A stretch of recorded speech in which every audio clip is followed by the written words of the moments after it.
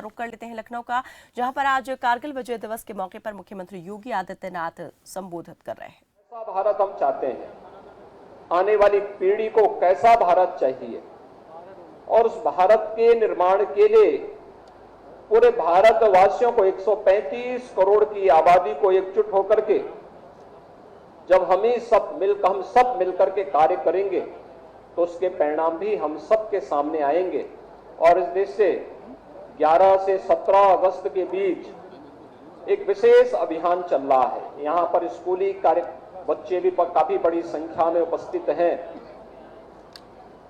स्कूलों के माध्यम से प्रभात फेरियों का आयोजन, अनेक रचनात्मक कार्यक्रमों को स्कूली स्तर पर, अलग अलग संस्थाओं के स्तर पर, संगठनों के स्तर पर, व्यक्तियों के स्तर पर आयोजित होना है, जिसकी कार्य योजना पहले ही सभी जिला प्रशासन को उपलब्ध कराया जा चुका है। 13 से 15 अगस्त के बीच देश को हर घर तिरंगा के साथ जोड़ना है।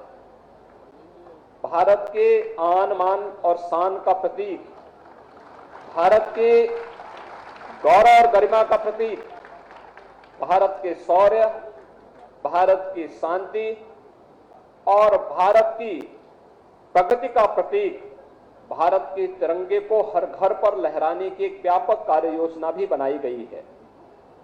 और मुझे लगता है कि हर भारतवासी को चाहिए कि अपने घर पर तिरंगा लगा करके भारत के राष्ट्रीय प्रतीकों के प्रति हम सम्मान का भाव व्यक्त करें।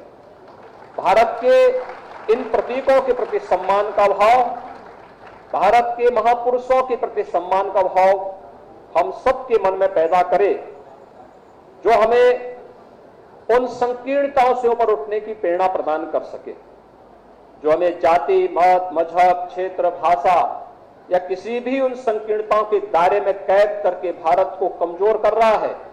उन संकीर्णताओं से ऊपर उठ करके हम सबको मिलकर के एक भारत, श्रेष्ठ भारत बनाने की प्रधानमंत्री मोदी जी की परिकल्पनाओं को साकार करने के लिए पूरे भारतवासियों को जुड़ना होगा।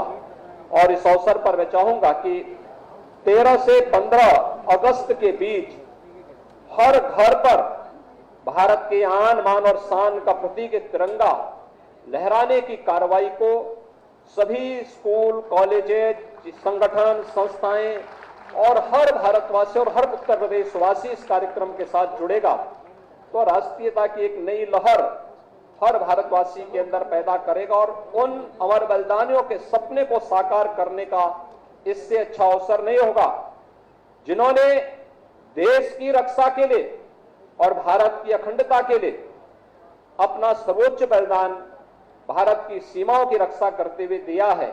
उन महापुरुषों के प्रति, उन अमर शहीदों के प्रति ये हमारी विनम्र श्रद्धांजलि भी होगी। मैं एक बार फिर से कारगिल विजय दिवस के अवसर पर पूरे प्रदेशवासियों को हृदय से बधाई देता हूं।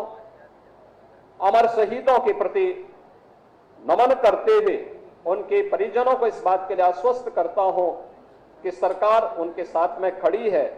और मैं नगर निगम को खासतौर पर इस बात के लिए धन्यवाद देता हूं कि प्रतिवर्ष कारगिल विजय दिवस का ये आयोजन यहां पर करके लखनऊ वासियों के मन में और प्रदेशवासियों के मन में संस्था का कर्तव्य किस रूप में बढ़कर के सामने देखने को मिलता है, उसकी एक झलक यहां पर हमें कारगिल विजय दिवस के इस आयोजन को नगर निगम के द्वारा आयोजित करने के इस कार्यक्रम के अवसर पर देखने को मिलता है। मैं एक बार फिर से भारत माता के उन सभी अमर शहीदों के प्रति, जिन्होंने अपना सर्वोच्च बलिदान भारत माता की सुरक्षा के लिए, भारत माता की अखंडता के लिए दिया है, उन्हें कोटि कोटि नमन करते हुए अपनी विनम्र श्रद्धांजलि अर्पित करता हूं। धन्यवाद। जय हिंद। और आपसे एक निवेदन कि माननीय मुख्यमंत्री जी के संकल्प आदित्यनाथ ने कारगिल विजय दिवस के मौके पर लखनऊ में प्रदेश की जनता को संबोधित करते हुए कहा कि हम सभी को इस दिशा में आगे बढ़ने की ज़रूरत है। हमारे वीर सैनिक जो है वो अपने पराक्रम, शौर्य से जो है जहां देश की सीमाओं की रक्षा करते हैं, तो वहीं हमें भी जो रूढ़िवादी सोच है उससे आगे निकलने की, संकीर्ण सोच से आगे निकलने की ज़रूरत है। जाति और धर्म के जो बंधन हैं उन्हें तोड़कर हमें राष्ट्र के प्रति समर्पित होना पड़ेगा।